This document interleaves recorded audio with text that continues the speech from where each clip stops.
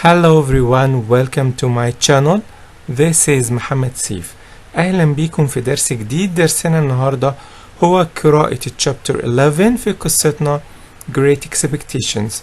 ما تنساش تشترك في القناة وتفعل زر الجرس علشان توصلك كل الفيديوهات الجديدة.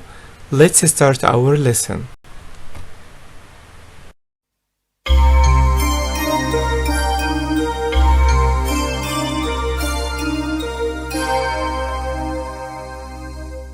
Chapter 11. Secrets from the Past. My expectations were at an end. Miss Havisham was not my benefactor. Estella could not be mine. But I had to see her again. I found out that Estella was staying with Miss Havisham, and I decided to go to Sattie's house for the last time. Once more, I walked through the dark, dusty corridors of Sattie's house. I found Miss Havisham and Estella sitting together in the dressing room. Estella was knitting. Both women looked at me in surprise. "Why are you here, Pip?" Miss Havisham asked. "I have something that I must say to you, Miss Havisham," I replied. "I have found out who my benefactor is, and I am very unhappy. I thought it was you. You knew that I thought this, but you did not tell me my mistake. Was that kind, Miss Havisham?" "Kind? Do you expect me to be kind, Pip?" Miss Havisham answered, hitting her stick on the floor angrily. "I expect nothing from you, Miss Havisham," I said quietly. "I have come because I need your help, but not for myself." "Who do you want me to help?" Miss Havisham asked. "What do you want, Pip?" 2 years ago, I was able to help my good friend Herbert Pocket. I paid money for him to become a partner in a business, I explained. He does not know who did this. Now I need more money to complete my plans for him. I cannot take money from my benefactor. Can you help me? At first, Miss Havisham said nothing. Then she spoke. "Have you anything else to say, Pip?" she asked. I looked at Estella. She went on knitting and did not raise her head. "Estella," I said, "you know I love you. I have always thought that Miss Havisham wanted us to marry. I know now that this is not true, but I must tell you that I love you and always will." "Love is a word I do not understand," Estella answered. "I tried to warn you, Pip, but you didn't listen. I am going to be married, but not to you." "Then who?" I began. "Bentley Drummle," Estella said quietly. "Estella, that can't be true," I cried. "He is stupid and cruel. You will never be happy with him." "Do you think he will be happy with me?" Estella said, with a cold smile. "I know nothing of happiness or love. You will soon forget me, Pip." "You are part of my life, part of every breath I take," I whispered. "I shall never forget you, Estella. Never. God bless you, and forgive you." I kissed her hand. I do not remember leaving the room. I was in despair. Without waiting for the coach, I set off to walk the long road to London. It was after midnight when I reached home. I climbed the stairs to our rooms, desperate and exhausted. Fixed to the door was a piece of paper. "Don't stay here tonight.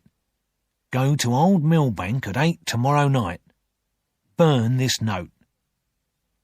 The message was in Wemmick's writing.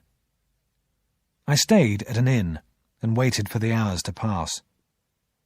At 8 o'clock that night, I was outside the house at Old Millbank. I knocked at the door and Herbert opened it. He took me inside and spoke quietly. "He is safe now," Herbert said, "but there is danger.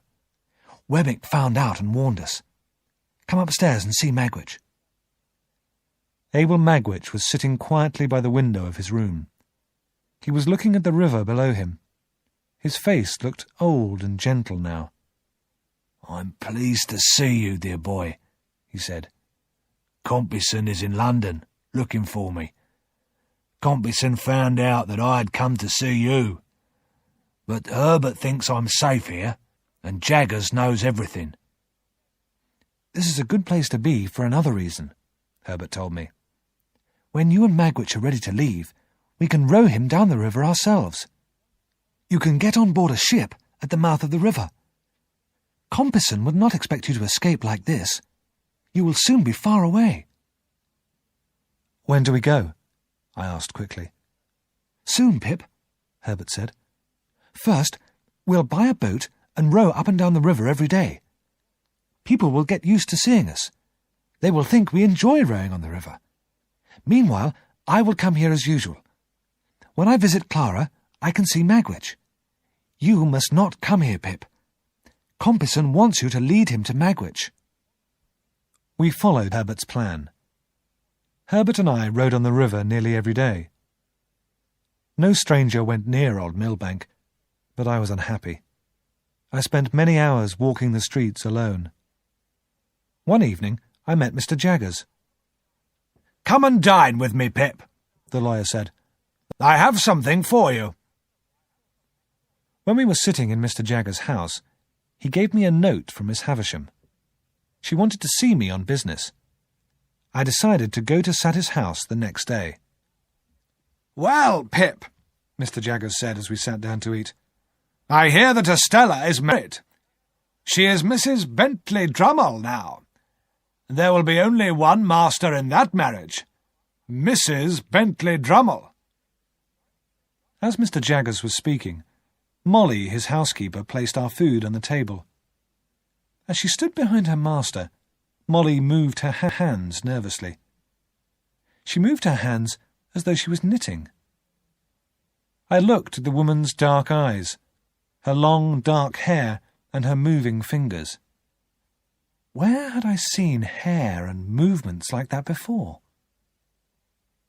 I remembered the last time I had seen Estella, and a strange idea came into my mind. I grew pale, and my heart began to beat very fast. I did not speak, but Mr. Jaggers saw me looking at Molly. When Molly left the room, he slowly nodded his head. I had not asked the question, but he had answered it. It was true. Molly was Estella's mother, and only Mr. Jaggers and I knew the truth.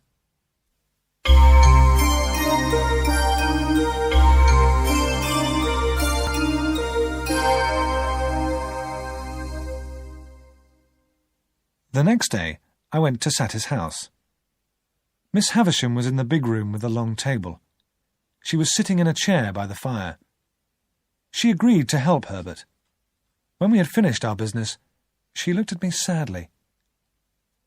"Are you very unhappy, Pip?" she asked. "Yes, Miss Havisham, I am. There are many things making me unhappy. You know about one of them." Suddenly, Miss Havisham fell down on her knees. "Oh, what have I done?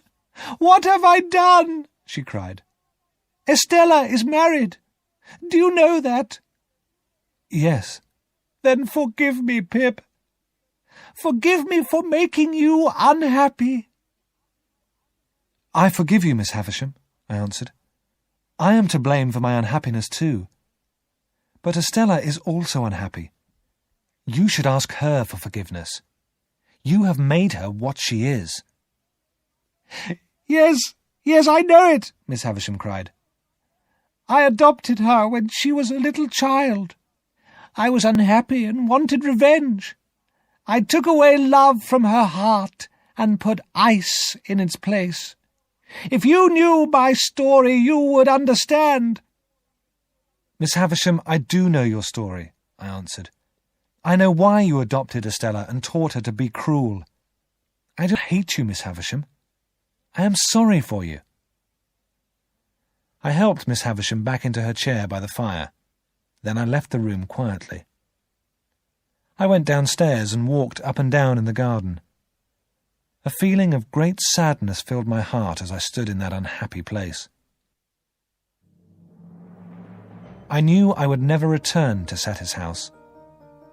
I ran upstairs quickly to see Miss Havisham for the last time.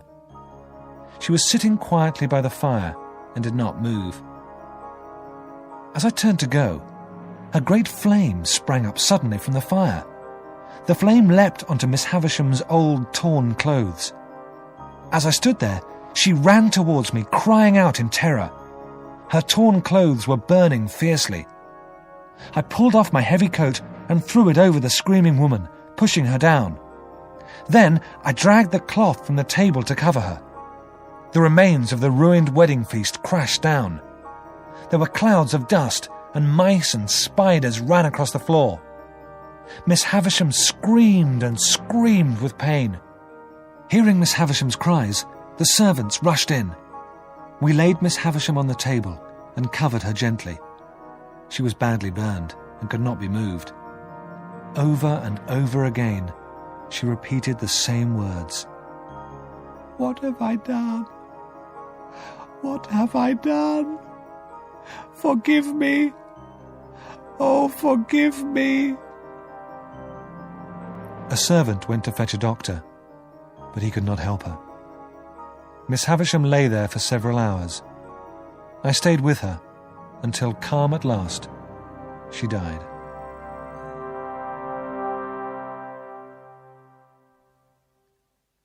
My hands and arms had been badly burned. Herbert came to Sette's house, and he took me back to London. There he looked after me. He was kind and gentle.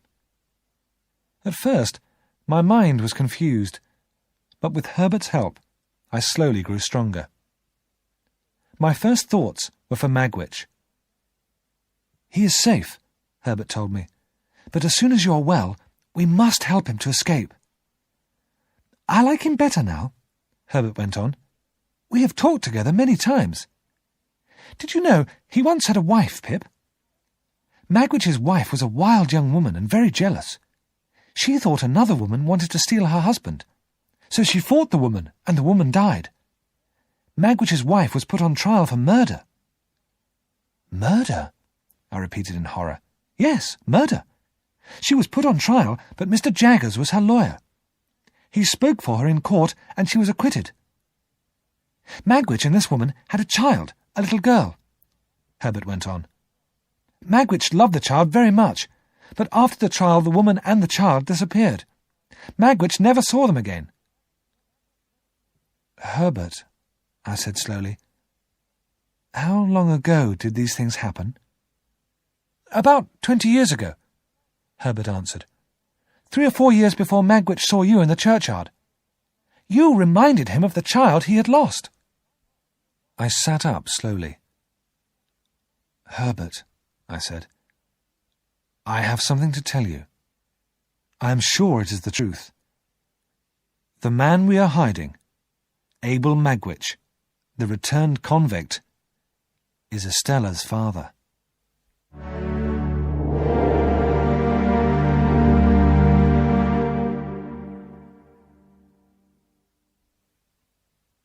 As soon as I was strong enough, I went to see Mr. Jaggers. "We know who Estella's mother is, Mr. Jaggers," I told him. "Estella's mother, Pip?" Mr. Jaggers said carefully. "Yes, I have seen her in your house, Mr. Jaggers." The lawyer said nothing. "I now know something more. The name of Estella's father," I went on. Mr. Jaggers looked at me sharply. "His name is Abel Magwitch," I said, "and Abel Magwitch is the man who is my benefactor." "Why does Magwitch think this?" Mr. Jaggers asked in surprise. "He doesn't think this," I answered. "He does not know that his daughter is alive." I told Mr. Jaggers everything I knew, and the things I had guessed. "Mr. Jaggers," I said at last, "terrible things have happened to all these people. They must be told the truth." Mr. Jaggers thought for a time before he spoke. "Perhaps you are right in what you have guessed, Pip. But who would be helped by knowing the truth now? Would the mother be helped? Or the father? Or the child? Think carefully, Pip. No one would be helped by knowing the truth. No one. Mr. Jaggers was right. I thought of Estella. She had married a rich man from a proud family, but she was the daughter of a convict. The truth would destroy her. She must never know وبكده it. انتهينا من قراءة الشابتر 11 في قصتنا Great Expectations. تقدر تروح تشوف الفيديو التاني اللي فيه الشرح والأسئلة، وما تنساش تشترك في القناة وتفعل زر الجرس علشان توصلك كل الفيديوهات الجديدة. Thank you for watching.